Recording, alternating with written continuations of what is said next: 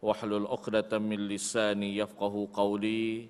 Subhanaka la ilma lana illa ma 'allamtana innaka antal alimul hakim wa la haula wa la quwwata illa billahil aliyyil azim. Rabbana zidna ilman warzuqna fahman. Rabbana 'alaika tawakkalna wa ilaika anabna wa ilaikal masir.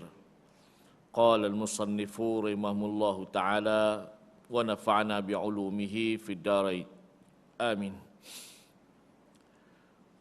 Yang dihormati pengerusi, Tuan Imam, Tuan Bilal, ahli-ahli jawatan kuasa, tuan-tuan, puan-puan muslimin dan muslimat, para tetamu-tetamu Allah yang dirahmati dan dikasihi Allah sekalian. Alhamdulillah, pada pagi ini marilah sama-sama kita bersyukur kehadrat Allah kerana Allah masih lagi memberikan kita kekuatan untuk hadir ke rumah Allah ini bagi menunaikan tanggungjawab kita kepada Allah Ta'ala. Tuan-tuan yang dirahmati Allah sekalian, tajuk pada pagi ini ialah Al-Fikru.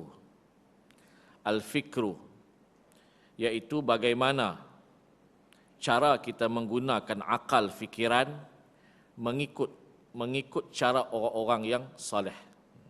Pagi ini nak ajak sama-sama kita belajar bagaimana menggunakan akal fikiran yang Allah beri ini dengan cara orang-orang yang soleh. Orang-orang yang soleh ini, yang pertamanya cerita orang soleh ini bukan bermakna orang soleh ini orang yang bila melihat muka kita atau yang melihat muka orang lain, maka dia melihat muka orang lain itu bukan bentuknya yang asal. Dan orang soleh ini bukan begitu keadaan dia. Dia tengok aja muka orang, maka muka orang yang dia tengok itu bukan dalam bentuk yang asal. Mungkin katanya dia tengok dalam keadaan muka orang tersebut dalam keadaan muka binatang, contoh. Ataupun muka-muka yang selain daripada muka manusia. Bermakna yang ni bukan orang soleh. Yang dikatakan orang saleh ini ialah orang-orang yang melakukan kebaikan di dalam hidup dia. Orang yang buat baik, yang mendatangkan pahala, maka yang tu dipanggil orang saleh. Maka salah satu benda yang telah dibuat oleh orang saleh ni, di antaranya ialah inilah hadir majlis ilmu ni. Majlis ilmu ini suatu tempat yang diberikan pahala, maka orang yang hadir itu nama dia saleh. Sebab tu dalam Al-Quran Allah sebut wa qalilum min ibadiyas syakur. Sedikit sekali dari kalangan hamba-hambaku yang bersyukur. Yang dikatakan sedikit dari kalangan hamba Allah yang bersyukur tu bukan bererti sedikit hamba-hamba Allah ni yang ucapkan kalimat alhamdulillah, yang ucapkan terima kasih terhadap nikmat yang Allah berikan pada dia. Bukan Allah nak cerita bahawa sikit hamba-hamba Allah ni yang ucap kalimat alhamdulillah, tidak. Tak sikit tuan-tuan orang yang ucap alhamdulillah. Para artis duduk di atas pentas. Mereka buat sesuatu di atas pentas, mendapat kejayaan. Mereka sebut alhamdulillah. Dalam masa yang sama pengamalan Islam mereka boleh dipertikaikan. Adakah para artis ini termasuk di kalangan hamba-hamba Allah yang betul-betul disebut oleh Allah termasuk di kalangan orang-orang yang sedikit? Bukan. Tapi yang dikatakan sedikitnya manusia yang hamba-hamba Allah yang mengucap ataupun yang menyebut alhamdulillah, bersyukur dengan nikmat Allah ni. Kalau tuan-tuan buka kitab tafsir, dia menyebut bahawa sedikit dari kalangan hamba-hamba Allah yang boleh menggunakan tulang 4 kerat dia untuk taat pada Allah. Sikit dari kalangan hamba Allah yang menggunakan nikmat yang dia ada untuk taat pada Allah Ta'ala. Berapa ramai manusia yang boleh menggunakan lidah dia untuk berzikir pada Allah. Berapa ramai orang-orang ataupun manusia, makhluk Allah ini menggunakan kaki dia untuk pergi ke tempat-tempat yang Allah redha. Berapa ramai manusia yang boleh menggunakan seluruh badan dia ini untuk taat pada Allah Ta'ala. Itu yang pertama. Yang keduanya, wa qalilum min ibadiyas syakur. Sedikit dari kalangan hamba-hamba Allah yang bersyukur ialah sedikit yang boleh masuk syurga. Yang masuk syurga tu sikit. Cuba bayang tuan-tuan. Syurga luas. Yang masuknya sikit. Macam kita lah surau luas. Yang adanya sikit. Kita rasa apa? Senang tidak? Senang. Kita rasa apa? Selesa tidak? Selesa.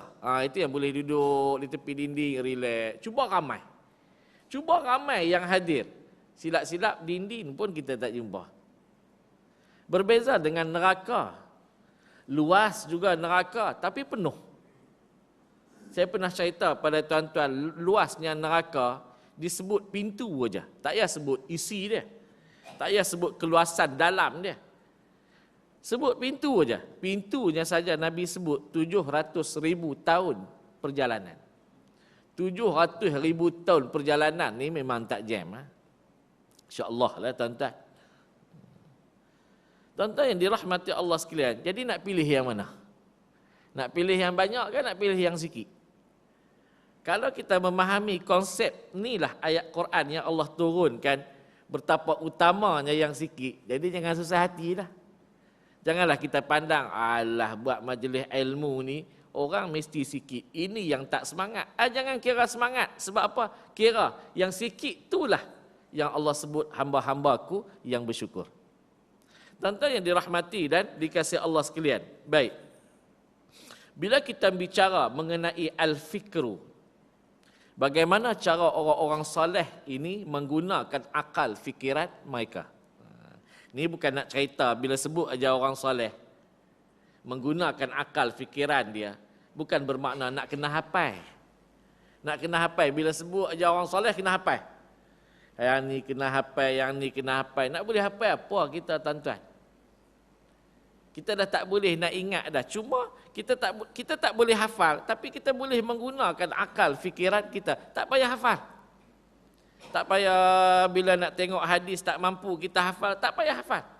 Tengok ayat Quran semangat aja tu imam kita baca ayat Quran.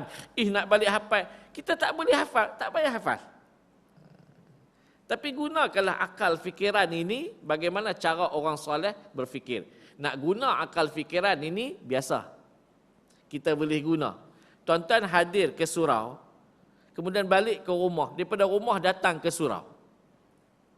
Pernah tak tuan-tuan datang ke surau sesat? Pernah tak? Daripada rumah tuan-tuan nak datang surau Ar-Rahmah ni sesat? Jarang dan tak pernah pun berlaku. Dan tak pernah pula kita daripada surau ni nak balik ke rumah tak jumpa pintu rumah.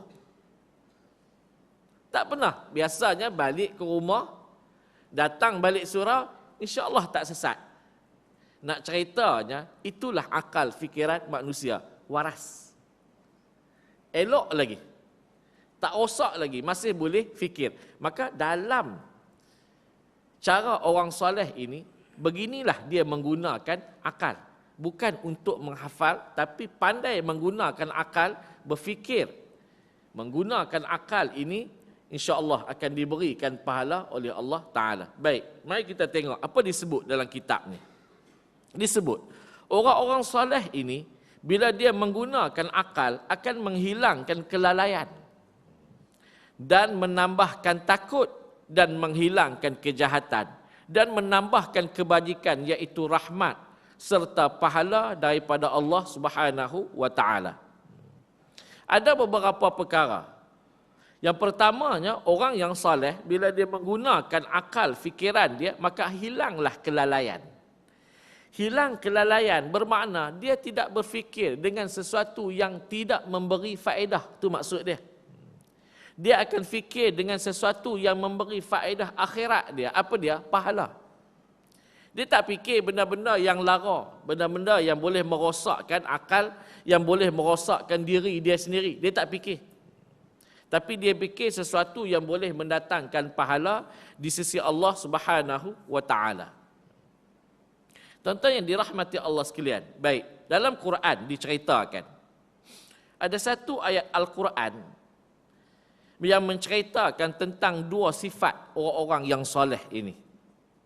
Apa dia? Innal ladzina qalu rabbunallah summastaqamu. Sesungguhnya orang-orang yang saleh ini rabbunallah, mereka berkata Allah itu Tuhan kami. Summastaqamu, dan mereka juga lurus. Ada dua sifat orang saleh. Yang pertamanya, orang saleh ni rabbunallah. Dia menyebut Allah itu Tuhan kami. Apa maksud dia menyebut Allah itu Tuhan kami? Maksudnya, dia terima semua apa yang Allah tetapkan pada dia. Yang pertama. Yang keduanya, dia belajar tentang ilmu Allah. Ni yang dikatakan orang-orang saleh ni. Orang saleh ni. Dan syarat yang kedua, summastaqamu. Dia lurus. Lurus di sini, apa dia? Dia menerima ayat-ayat Allah, dia menerima ilmu-ilmu Allah, dia menerima undang-undang Allah tanpa condemn. Itu yang dikatakan lurus itu. Terima ayat Allah tanpa condemn. Susah nak faham. Ayat bahasa mudah yang dikatakan lurus di sini ialah bahasa mudahnya lurus bendui. Lurus bendui. Tuan-tuan tahu tak lurus bendui? Lurus bendui ni orang yang lurus lah. Kita kata engkau, inilah kerja engkau kena buat. Dia buat kerja tu, dia tak buat kerja lain lah. Kita kata pada dia, pintu surau ni engkau yang kena buka. Orang lain tak boleh bagi kunci. Itulah kerja dia. Kita ada anak. Jiran kita ada anak. Anak kita ni, bila kita nak keluar daripada rumah pintu depan, kita keluar aja. Kita keluar pintu depan, 5 minit dia keluar ikut pintu belakang.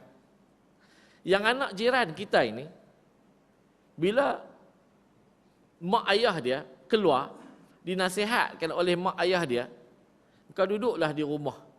Jangan keluar-keluar pergi mana, duduk TV ada, makanan ada, pergilah masak sendiri. Jangan merayau kat luar, duduk kat rumah. Maka anak jiran kita ni, dia duduk kat rumah, dia tak keluar pergi mana-mana. Ataupun itulah anak kita. Dan anak jiran kita ini keluar aja mak ayah dia pintu depan, pintu belakang dia pun lari, cabut keluar. Agak-agak anak ni yang kita bagi tahu pada dia, awak jangan keluar selagi mak ayah awak tak balik. Duduk aja kat rumah. Dia duduklah kat rumah. Kita rasa apa pada dia? Kita rasa apa pada dia? Kasih tak pada dia? Kita akan kasih. Itu yang dikatakan manusia. Bermakna mana-mana orang yang lurus bendui di kalangan kita manusia ni, biasanya kita akan kasih. Tapi lurus bendui ni lurus yang baik lah, bukan lurus yang jahat. Lurus saja bendui. Bermakna tuan-tuan yang dirahmati Allah sekalian, mana-mana orang soleh, inilah dua sifat yang ada pada dia. Bila mereka ada dua sifat ini, maka Allah akan berikan kelebihan. Kelebihan, fala khaufun alaihim wala hum yahzanun. Bila orang-orang soleh ini dia belajar tentang ilmu Allah, kemudian dia lurus pada Allah Taala, maka Allah akan beri dia hidup atas dunia la khaufun alaihim. Dia tak payah susah hati dah. Hidup dia akan diberikan kemudahan oleh Allah Taala. Yang pertama. Yang keduanya, ulaika ashabul jannah, dan mereka ini diberikan syurga. Khalidina fiha, kekal di dalam dia. Kerana apa? Ada dua sifat. Belajar ilmu Allah dan lurus bendui. Bahasa kita bila sebut lurus bendui ni tak sedap lah dengar. Tapi begitulah bahasa dia. Lurus bendui ni tak condemn. Apa Allah kata, buat aja. Saya ada seorang anak murid di sekolah. Dia masuk daripada tingkatan 1, umur 13. Dia keluar daripada sekolah umur 25. Tu dia. Lama belajar. Alim. 13 tahun. Dia masuk 13, dia keluar umur 25. Waktu tu tingkatan 6 atas. Kenapa jadi begitu? Masuk tingkatan 1, bila Pak Isa tak lulus, dia tak boleh naik kelas. Jadi duduklah tingkatan 1, 2 tahun. Masuk tingkatan 2. Pak Isa tak lulus, duduk lagi 2 tahun. Masuk tingkatan 3, ada PMR pening jadi 3 tahun.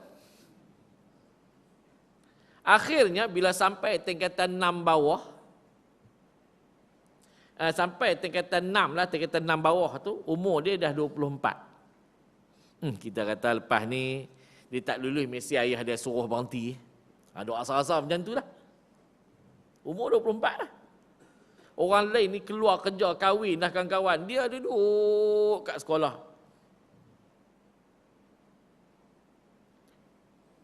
Waktu masuk umur dia 24 tu, kami ni guru kata, tahun depan berhentilah budak ni. Tengok bila tahun depan, Pak Esa dia memang tak pernah lulus. Kita duk asal berhenti dah. Rupanya dia datang awal, dia bagi yuran untuk setahun. Tu dia. Tak berhenti juga kata.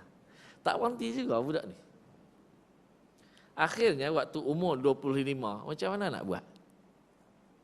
Macam mana nak buat? Kami ni mesyuarat guru-guru, minta guru yang mengajar dia, tolonglah bagi markah kesian ke dia. Bagilah markah kesian ke dia. Kesian ke budak ni. Lagi tak lulus, lagi tak habis, tak berhentilah dia. Bukan kerana kita memilih, tuan-tuan faham je lah. Yang pernah mengajar, yang ada anak yang kurang, yang lebih. Anak yang lebih itu cukup laju di sudut pembelajaran dia. Kita akan bagi peluang. Anak yang kurang ni ada peluang dia tapi ke tempat lain. Bukan kerana double standard. Tak double standard tuan-tuan, tapi dah 13 tahun. Apa pun tak boleh. Maka kena buat sesuatu. Kami kena buat sesuatu supaya budak ni lulus. Jadi guru-guru masing-masing buatlah. Buatlah macam mana. Soalan sama, cuma bagilah markah kesian. Saya tak tahulah guru lain buat apa. Tapi pelajaran saya ni, bila paper dia duduk je di depan saya, pegang pen, pejam mata, right. Pejam mata, right. Sebab apa? Sebab saya mengajar Quran. Dan mengajar mantik. Mantik ni falsafah lah. Bila mengajar Quran, satu-satu kalimat itu, bila silap, kena bangkah. Kena bangkah. Bila kena bangkah, hilang markah. Satu markah hilang. Kalau cek daripada baris yang pertama tu, 20 markah. Nak menulis dalam soalan Quran ini, soalan dia bukan banyak, 5 aja. Tapi nak kena tulis satu-satu soalan tu, nak kena tulis ayat Al-Quran tak kurang daripada 3 muka surat. Kertas kajang tu, bukan kertas sak ni. Kertas kajang, 3 muka surat. Kalau dah satu baris itu sampai 20 salah, 5 baris habis markah. Kosong. Macam mana nak buat? Pejam mata. Bila rek pejam mata, buka balik tengok rek, bagilah markah. Bagi markah kesian pada dia. Maka akhirnya tahun tu lulus dia. Dan dalam hidup dia selama 13 tahun tu, satu benda aja dia boleh. Apa dia? Boleh Quran ni. Dia boleh Quran ni. Boleh hafal dengan saya 3 juzuk sahaja. 3 juzuk. Itulah yang dibawa. Dia boleh jadi imam, boleh buat tahlil, boleh duduk tengah masyarakat. Itulah. Nak belajar lebih, tak boleh. Budak ni baik. Lurus. Lurus. Satu hari, saya panggil dia masuk pejabat, cuci pejabat. Habis dah cuci, dia kata, Ustaz dah habis, saya pun ambil RM5 bagi ke dia. Nah, Din, ambil RM5 pergi kantin makan nasi. Nah, dia pun ambil RM5 pergi kantin makan nasi. Bila setengah jam, dia pun sampai balik masuk pejabat saya, dia kata, Ustaz, Alhamdulillah dah makan nasi dah. Nah, ambil balik duit baki. RM3.50. RM3.50. Dia bagi duit baki RM3.50. Saya kata, makan dah nasi? Makan dah Ustaz. Berapa duit nasi dengan lauk? RM1.50. Ni RM3.50 baki. Tanya dia, tak minum ayak ke? Awak tak minum ayak ke? Dia kata, Ustaz tak suruh minum, makan aja. Allah. Itu dia, tuan-tuan. Tuan-tuan rasa macam mana kalau berhadapan dengan keadaan yang macam tu? Kita rasa, ya Allah, sayunya budak ni. Guru-guru ni, bila dia, kalau tuan-tuan pernah menjadi guru, bila berhadapan dengan budak yang macam ni, akan terselit doa dalam hati kita, ya Allah, berikanlah kepada dia tempat yang terbaik di sisimu. Biasanya guru-guru bila dia berhadapan dengan keadaan yang macam ni, walau guru tu guru disiplin, maka akan ada dalam hati dia. Bagilah dia ni tempat yang baik di atas dunia dan di akhirat. Kita akan kasih pada dia. Sebab tu tuan-tuan, cuba bayang. Tuan-tuan suami, ada isteri. Tuan-tuan bagi duit kat isteri tuan-tuan RM150. Yang nak beli apa pagi ni? Katalah pagi ni pergi pasar bagi RM150. Yang nak beli apa? Dia kata nak beli ikan semilang. Sebab ustaz dia bawa pagi ni kari ikan semilang kat luar. Cari ikan semilang. Kemudian ada pula kacang bendi. Ataupun bubuh campur dengan kacang bendi itu saya nak beli terung. Kemudian nak beli santan pekat sikit. Kemudian nak belilah begitu begini. Pak dia pun beli. Kita bagi 150 pada dia. Dia pun pergi beli. Dia balik. Dia balik tu di antara dua. Satu dia bagi dengan dia tak bagi balik. Kalaulah isteri kita dia beli barang tu, tiba-tiba balik masuk dalam kereta, dia bagi balik duit baki. Pak mungkin dia beli dalam RM50. Dia bagi balik 100. Nah abang, ambillah 100 duit lebihan daripada abang bagi tadi. Kita rasa apa? Kita rasa apa waktu tu? Kita akan rasa, ya Allah, kalau aku nikah seorang lagi, belum tentu aku dapat yang macam ni. Dia yang jadi kes yang macam-macam ni, bila isteri dia dapat, baki tu tak pergi balik. Ni isteri marah kat belakang. Dia tak pergi balik. Itu yang kita kata, aku kalau bagi banyak, tak bagi balik, bagi RM30. Suruh beli macam-macam, bagi RM30. Mana nak cukup? Begitu juga dengan isteri. Suami tak bawa duit. Berhenti di kedai pagi ni. Abang nak beli barang. Rokok 2 kotak. Roti. Apa lagi? Adalah benda-benda yang nak beli kuih sikit. Duit tak bawa. Nah, abang ambil duit saya. Nah, ambil RM50. Ataupun RM70. Ambil lah, pergi beli. Kita pun pergi beli begitu, beginilah apa semua. Kita pun masuk kereta.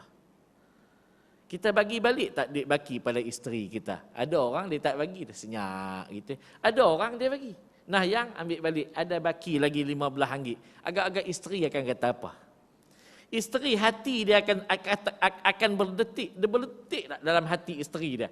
Berdetik, ya Allah, baiknya suami aku, tak cari lain lah aku pun. Itulah ayat dia. Kalau seorang suami dan isteri, begitulah sifat dia.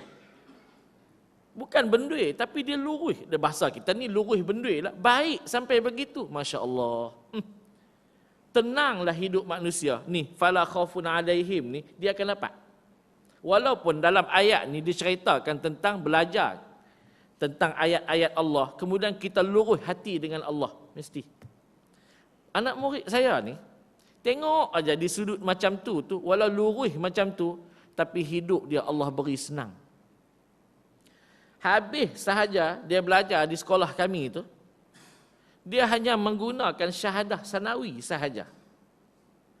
Dia pergi ke Jabatan Agama Islam, Jabatan Agama Islam terima dia menjadi guru kafar setahun. Lepas daripada setahun, datang seorang hamba Allah meminang dia untuk diberi pada anak perempuan dia. Tu dia. Dan anak perempuan si kawan ni, waktu kawan tu datang minang tu, dia datang jumpa saya, Ustaz, ada orang nak suruh saya kahwin dengan anak dia. Macam mana Ustaz? Tu dia tanya. Kalau kita tuan-tuan tak tanya dah. Jadi, dia tanya, pergi tanya rumah saya. Macam mana Ustaz? Boleh ke? Saya kata boleh. Dia kata bukan macam Hindu ke? Tak ada, tapi Hindu-Hindu lah kata. Kan orang Hindu ni agama dia, orang perempuan tu pergi minang orang lelaki. Lepas tu tuan-tuan, si budak perempuan ni, dia bukan orang biasa. Dia profesor dan lecturer di Universiti Malaysia Sarawak. Dan budak ni pula pernah belajar dengan saya di tingkatan 4, tingkatan 5, 6 bawah dan 6 atas, 4 tahun. Jadi bila sebut, saya kenal anak murid kita, tak apa. Terima tuan-tuan, dapat seorang profesor dan mengajar lecturer di Universiti Malaysia Sarawak. Dan ayah pada budak ni, ayah pada budak perempuan ni juga bukan orang biasa. Siapa dia? Ahli Dewan Undangan Negeri di Perlis dah 3 penggal. Ini bukan pengurusi JKK. Ini ahli Dewan Undangan Negeri. Tuan-tuan tahu tak ahli Dewan Undangan Negeri itu siapa? Bukan Tok Imam, bukan pengurusi surau. Duduk di Dewan tu, membahaskan tentang tol yang naik. Membahaskan tentang eksklusif kapal terbang dan sebagainya. Ni mereka. Tu. Agak-agak kalau kita macam mana? Tengok atas bawah. Kita ingat kot ahli Dewan Undangan Negeri, pengurusi pengurusi JKK, timbalan pengurusi JKK. Tak payah tuan-tuan, saya pun memilih. Saya, adik perempuan, adik ipar saya yang belajar di Jordan tu habis baru-baru ni. Puak mentua saya yang duduk di Hulu Langat bagi tahu pada saya. Adik ni awak kena uruskan. Daripada mula dia nak bertunang dengan siapa, dengan keluarga dia, sampai kahwin. Kahwin tahun depan ni bulan 5. Saya uruskan. Cari siapa nak dibagikan pada dia. Di sudut dia bagaimana, di sudut sekupunya, ilmu yang dikatakan sekupu tu bukan kerana pendeknya sama, rupanya sama lawa. Tapi sekupu di sudut ilmu, di sudut haraki ni, kepala otak ni kena fikir bagi sama. Haraki, cara berfikir dia bagi sama, cari, jumpa. Jumpalah engineer seorang. Saya panggil dia, pergi kedai makan, saya jumpa dengan dia. Dia datang terketar-ketar dah tuan-tuan. Dia ingat kot kita nak temu duga suruh baca Quran ke hafal hadis. Tak. Saya nak tengok pemikiran dia, tengok fikiran dia. Tengok haraki tak dia. Kalau dia haraki ni bukan bermakna dia nak kena pergi perang. Haraki ni maksudnya bila kita cerita tentang agama, reti dia nak menjawab. Bukan hanya dia sekadar engineer, bahagian engineer. Tak, bila kita cerita tentang agama, reti dia jawab. Rupanya, mak dia ustazah. Okey? Tak ada masalah. Tu saya, pengurusi JKK pun tak, ahli Dewan Undangan Negeri pun tak, ustaz. Ngajar pula sekolah di Perlis ni. Masuk Ceruk Tok Kun, Jejawi Dalam, Arau Perlis. Tu je. Kita yang macam tu pun kita memilih, kalau ahli Dewan Undangan Negeri, patut dia pilih. Tapi sebenarnya inilah aturan Allah Ta'ala. Dah kahwin lah. Duduk di Sarawak. Baru ni balik, jumpa saya. Bawa anak 2 orang. Dah 2 tahun tak jumpa. Bawa anak. Bila mereka balik ni, anak-anak murid saya ni, bila dia balik, dia akan pergi jumpa. Kita, Umar Ustaz Rosmadi, wajib, mesti jumpa. Sebab kita garang. Bila garang ni, anak-anak murid ingat. Garang saya tuan-tuan. Nampak muka je macam ni, jangan. Tinggal tak tokok telinga lagi. Dia akan bawa anak. Baru ni dia datang bawa anak dengan isteri dia. Tanya dia, Din, kerja apa sana? Ngajak Quran je Ustaz. Kafar kan? Tak juga Ustaz. Tak boleh pindah. Daripada Perlis ni tak boleh pindah pergi sana. Ngajak Quran je lah kat rumah. Lain tak buat apa? Tak ada. Tu, duduk saja. Yalah ngajak Quran. Buat anak, ajak Quran. Tu je. Kata hang ni no. Macam itulah panggil waktu sekolah dulu. Bayang tuan-tuan, tu di sudut dunia, lurus bendui dia. Allah beri pada dia senang. Maka begitu juga kalaulah kita ni nak menjadi orang soleh. Kita dah belajar hari ini tentang ilmu agama. Summastaqamu, kita lurus bendui dengan Allah Ta'ala. Terima apa yang Allah suruh kita buat. Tinggal apa yang Allah larang. Tinggal. Dan terima sungguh-sungguh, bulat-bulat 100%, fala khaufun alaihim wala hum yahzanun. Maka kita tak akan didukacitakan oleh Allah. Kita tak akan disusah-susahkan oleh Allah di atas dunia. Datuk Dr. Harun Din. Ini tuan-tuan tahu cerita 2-3 hari ini. Dia balik daripada Brunei. Dia pergi ke Brunei. Orang-orang alim ni, bila pergi ke Brunei, dia pergi mana-mana tempat, dia akan cari kawan-kawan dia yang alim. Dia beza dengan kita. Kita kalau kita ada bisnes, kita akan pergi mana-mana, kita akan cari partner bisnes kita. Maka Datuk Dr. Harun Din ni, dia pergi ke Brunei, dia cari orang yang saiz sama dengan dia di sudut ilmu. Siapa? Mufti Kerajaan Brunei. Cerita mufti itu, dia kata, sejak daripada pengumuman hukum hudud akan dijalankan di Brunei dan akan mula berjalan pada April 2014 nanti, daripada diumumkan sampai sekarang, sampai hari ni dia bercakap tu, hari dia bercakap di bulan 12 ni, penurunan di sudut jenayah hampir kepada 50%. Jenayah yang sedang berlaku di Brunei ini, rompaknya, apa lagi, ragutnya, di sudut sosial hidupnya, menurun 50%. Yang pertama. Yang keduanya, penceraian. Suami isteri yang bercerai ini. Sebelum ini berlaku dalam masa 1 tahun 9%. Turun menjadi 6%. Cuba bayar. 1 tahun. Beza dengan negara kita Malaysia. Tak pernah kurang 1 tahun 35%. Bermakna 100 orang, 100 keluarga, 100 pasangan suami isteri, 35 pasangan habis rosak kerana bercerai. Berkurang daripada 9 kepada 6. Yang kedua. Yang ketiga, kata dia, keluar daripada laut kami saluran minyak hingga menjadi 6 telaga. 6 telaga. Dan 6 telaga ini, bila dikalkulit semula, minyak tersebut boleh mengeluarkan hasil selama 600 tahun. Allah. 600 tahun. Umur kita berapa, tuan-tuan? 60. Umur kita 60. Kita, anak kita, cucu, cicit, piut, lepas piut apa? Kiok lagi, lepas kiok, tak tahu mendatang apa. Makna kalau umur kita 60, kita nak kena kira lagi sampai 12 kita punya keturunan tu habis. 12. Cuba bayang. Dia bukan buat lagi. Bawa atas kerja. Kita ni tuan-tuan, baru sebuah negeri aja nak buat, dah ada orang condemn dah.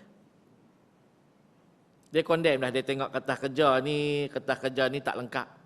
Hai, yang buat kertas kerja di Kelantan, tuan-tuan, bukan orang biasa, profesor. Dan bukan profesor biasa, dia ni alim dalam ilmu-ilmu syariah dan ilmu-ilmu kehakiman. Bukan orang biasa, senang aja kita tengok. Ni tak memenuhi syarat. Tak nak buat, tak payah condemn. Bila kita tak nak buat hukum hakam Allah, maka lihat hari ini. Apa yang berlaku di negeri kita? Harga barang naik. Allah susah-susahkan hidup. Memang betul lah ada seorang menteri dia sebut, bila harga barang naik ni bukan kerana salahnya kerajaan. Betul ya? Memanglah bukan salahnya kerajaan, tapi kerana kerajaan tak nak mengambil isi-isi ayat Allah untuk diamalkan. Itu salah dia. Memanglah mereka tak bersalah, tapi salahnya kerana menolak hukum Allah, maka Allah biarkan. Yang menanggungnya kita.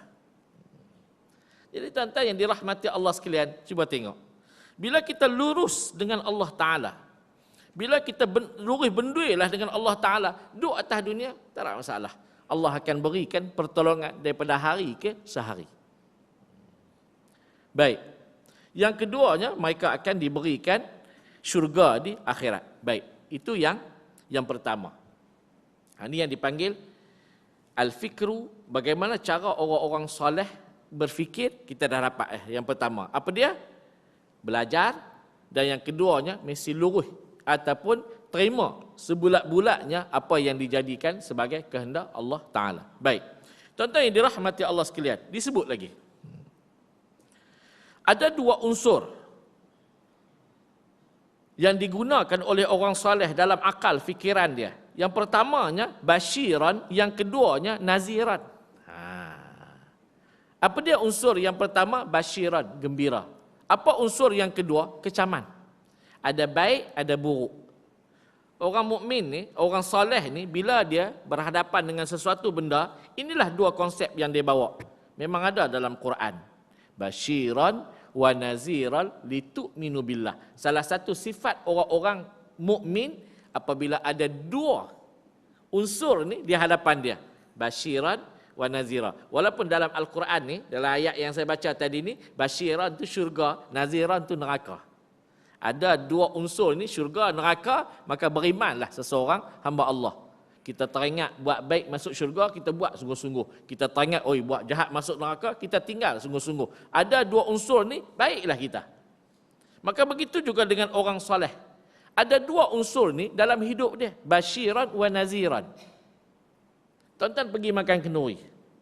Ataupun saat lagi lah, kot-kot lah ada orang hidang ke kita nasi biryani. Orang hidang ke kita nasi lemak, orang hidang kita kuih. Agak-agak nak makan mana? Nak makan semua sekali ke? Agak-agak tuan-tuan nak makan semua sekali tak? Yang pertama tuan-tuan akan fikir, sedap-sedap dah. Tapi ubat darah tinggi tak makan ni. Nak makan ke nasi biryani? Takkan. Tak makan. Kalau nak makan pun makanlah sejemput rasa teringin. Makan dah. Nak makan tengok nasi lemak. Oi, dia punya lemak dia.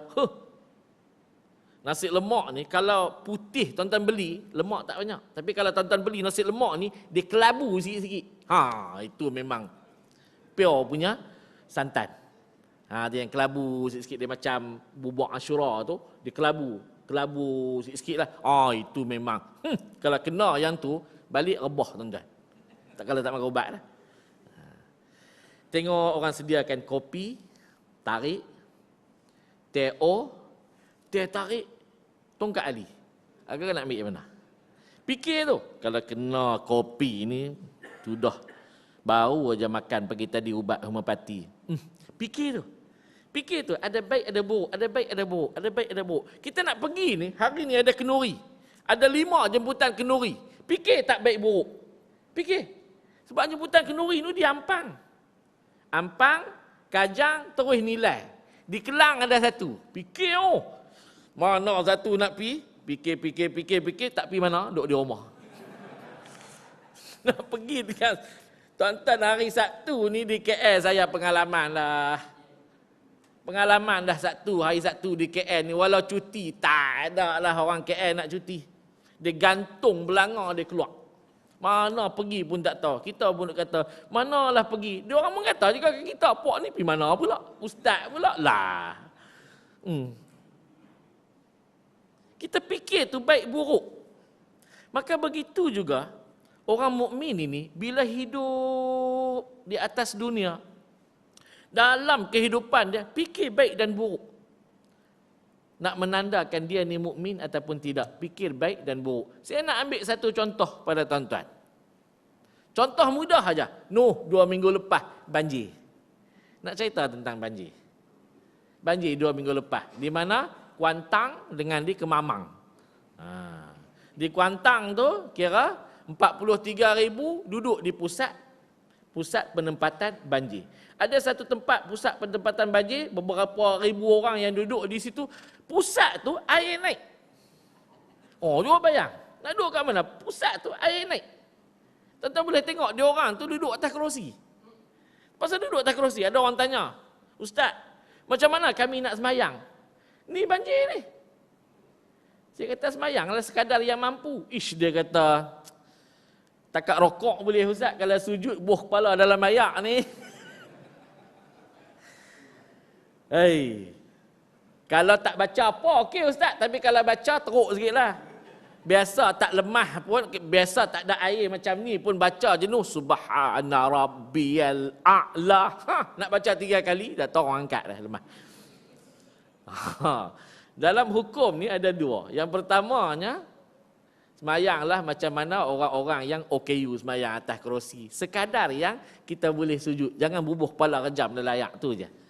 Yang pertama. Yang keduanya boleh jamak. Tak boleh jamak. Himpunkan. Sembahyang. Kita dah ramai. Tempat sembahyang terhad. Himpunkan. Sembahyang Zuhur. Waktu sembahyang Zuhur tu. Sembahyang Zuhur 4 rakaat. Dalam masa yang sama. Sembahyang Asar 4 rakaat. Bukan qasar lah. Qasar ni dia 2-2. Yang tu dalam musafir. Dalam masyakkah ni maksudnya dalam waktu kita susah. Maka kita boleh ambil dengan cara jalan jamak. Sembahyang Zuhur 4 rakaat, sembahyang Asar 4 rakaat. Nanti orang lain nak sembahyang lagi. Syarat dia begitulah. Ni berlaku di Kuantan, teruk. Ada sahabat saya pergi Kelantan baru-baru ni. Dia sampai di Rantau Panjang. Orang-orang Rantau Panjang dah mula angkat barang-barang letak atas parking. Kata mereka, biasanya 10 tahun.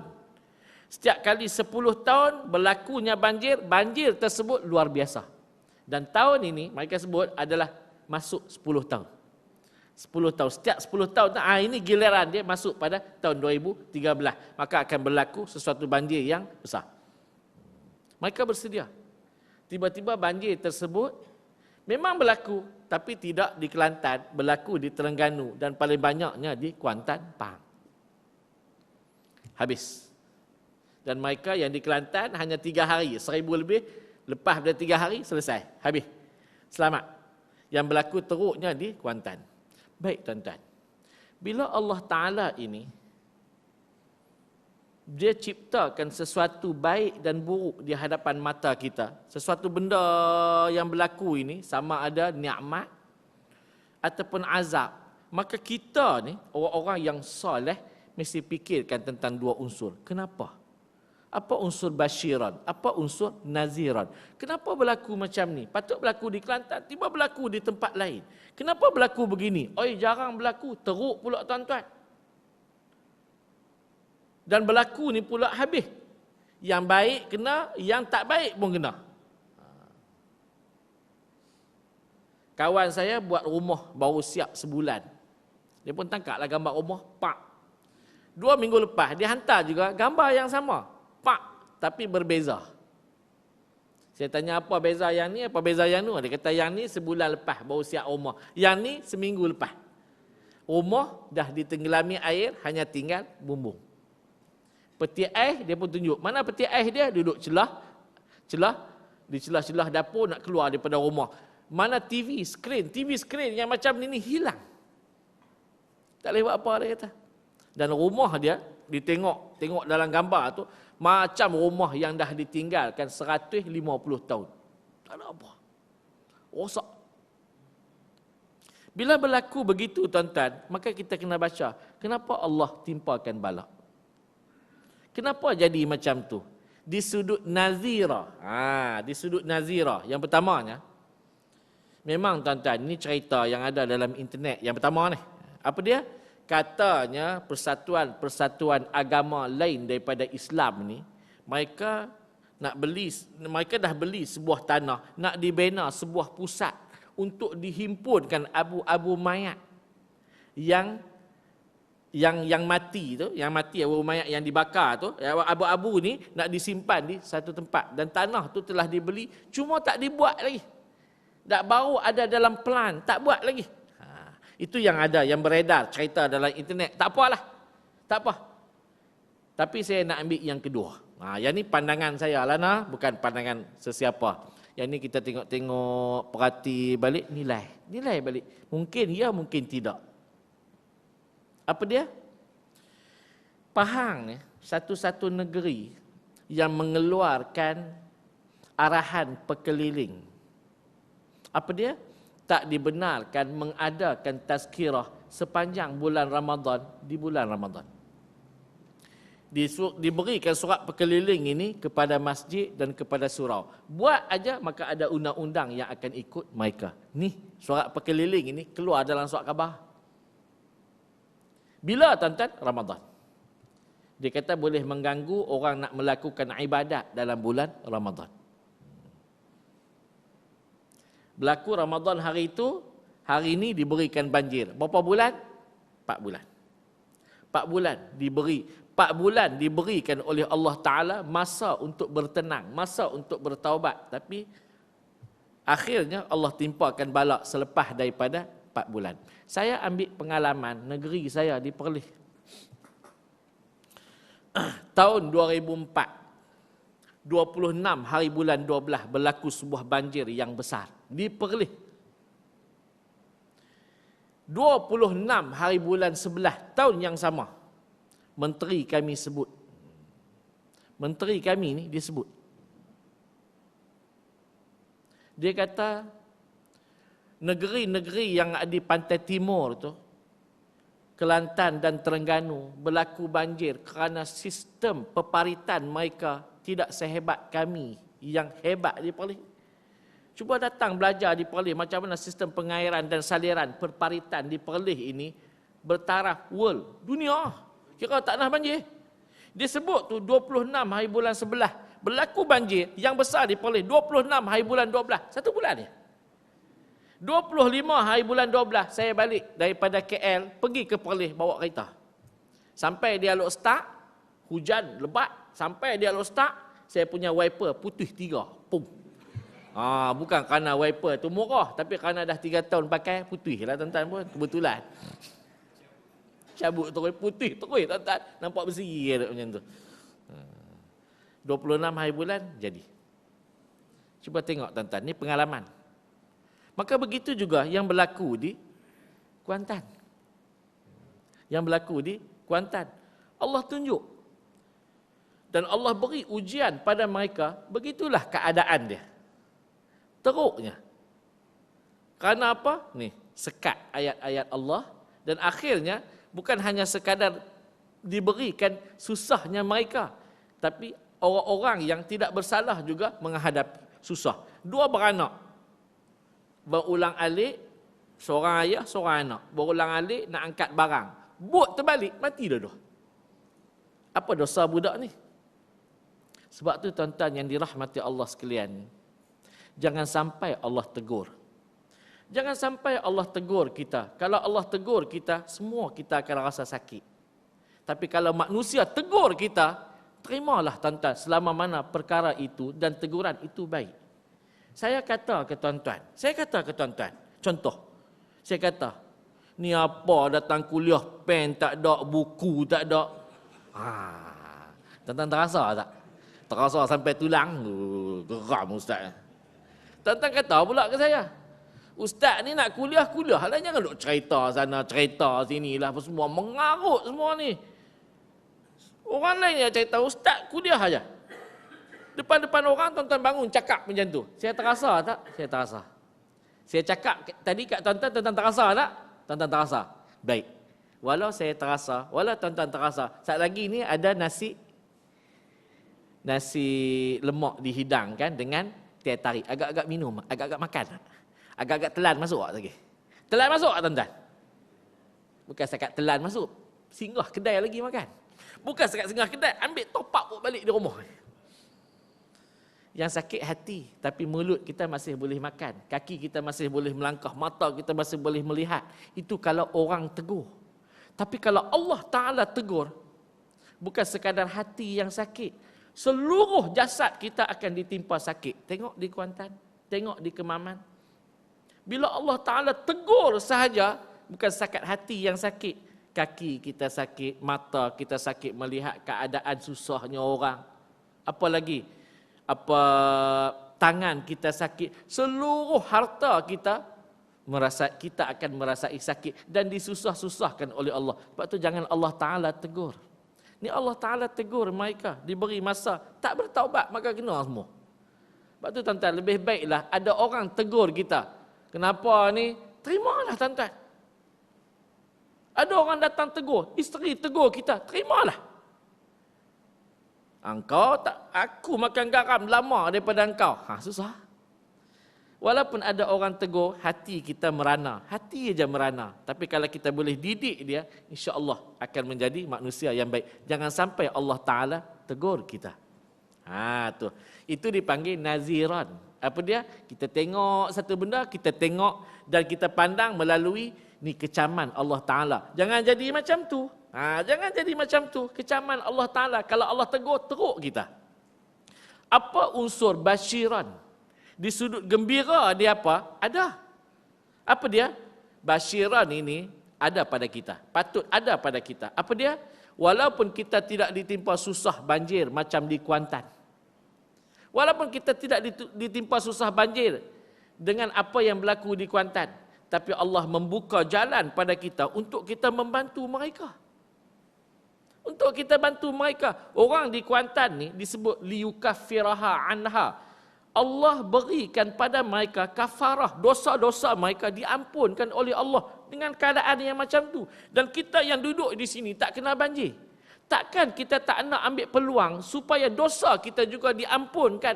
Seperti mana mereka diberikan peluang.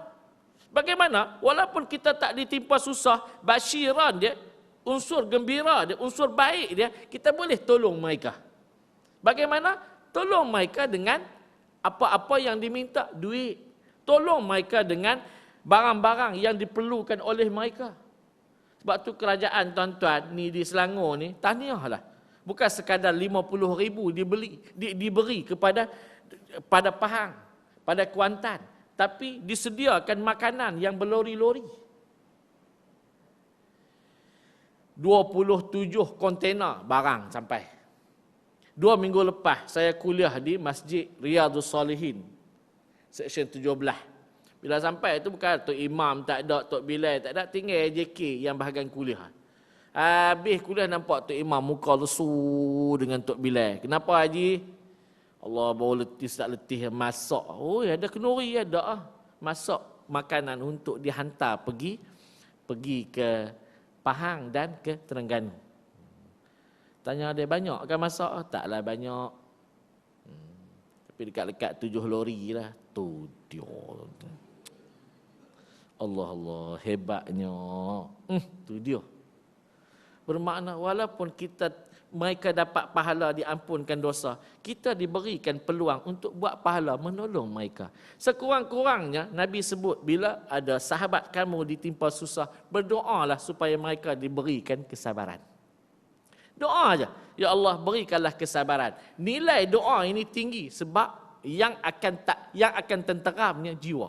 Duduk di mana pun kalau jiwa tak tenteram, bergaduh. Itu yang masuk dalam Twitter Tengku Raja Sultan Pahang yang tolong masak tu, dia sebut dalam Twitter dia. Dia kata, bila kita dah masak, patutnya tolonglah untuk sama-sama tolong orang lain. Tiba-tiba kita bergaduh kerana sepinggan makanan. Tengok. Sebab apa? Jiwa tak tenteram. Tapi kalau jiwa tenteram, duduk di tempat senang, di tempat susah, sama. Macam kita lah duduk dalam surau ni, bukan ada makan pun. Kopi pun tak nak duduk, tuan-tuan duduk je. Terlena. Tenteram lah tu. Kan, tenang aja. Tuan-tuan yang dirahmati dan dikasihi Allah sekalian, tengok. Inilah yang disebut cara pemikiran orang soleh. Ini di antara benda yang boleh kita kongsi pada pagi ini, cara pemikiran orang soleh yang disebut oleh ulama dalam kitab Tanbihul Ghafilin yang kita bentang, yang kita baca sama-sama pada pagi ini. Wallahualam, insya-Allah kita sambung lagi. Minta maaf banyak-banyak kalau apa-apa yang saya sebut pada pagi ini tak sedap tuan-tuan dengar. Sekejap lagi pun saya nak kena iring lori. Lori saya tu nak pergi ambil baju-baju di Kelang dan Seksyen 4, Seksyen 17, Seksyen 18 apa semua. Dan terima kasih pada tuan-tuan yang hari itu bagi pada saya barang-barang yang saya dah bawa balik lah. Barang-barang terpakai yang saya bawa balik bawa-bawa ni, saya dah jual. Habis dah. Dan duit tersebut saya jadikan sebagai bahan wakaf daripada tuan-tuan. Masuk ke surau saya. Dan daripada surau saya keluar balik bagi pada sekolah kami di Jawi itu untuk tabung makanan. Dan saya bagi juga untuk pelajar yang surau tanggung sendiri untuk belajar di Mesir. Dan saya gunakan juga untuk wakaf pembinaan surau adalah sikit-sikit yang tak siap. Jadi tuan-tuan tak usah hatilah. Tuan-tuan bagi barang tu pada saya balik jual dengan harga yang murah. Habis dah yang tu. Ni yang saya datang balik nak ambil ni. Kalau tuan-tuan nak bagi, jangan bagi hari ni. Lori tu penuh dah barang. Tuan-tuan bagi. Tunggulah waktu lain. Nak mudah lagi tuan-tuan. Kalau tuan-tuan susah nak bawa sini, nanti khas untuk Seksyen 8 ni, telefon ya. Saya bawa lori tu pergi ambil di rumah. Tapi nak kena bagi barang tu banyak sikit lah. Jangan bagi baju saja, bagi peti ais sekali. Bagi aircon sekali. Jadi kalau tak bagi baju, 2 lay aja ustaz baju. Allah. Palang bahasa. Tak, bukan gitu. Itulah saya nak memudahkan urusan. Dan tuan-tuan boleh bagi apa-apa jua. Cawan, piring, pinggan, alkorel, made in Amerika ke, apa benda ke, yang tuan-tuan bekas dah kahwin-kahwin dulu ni, bagi.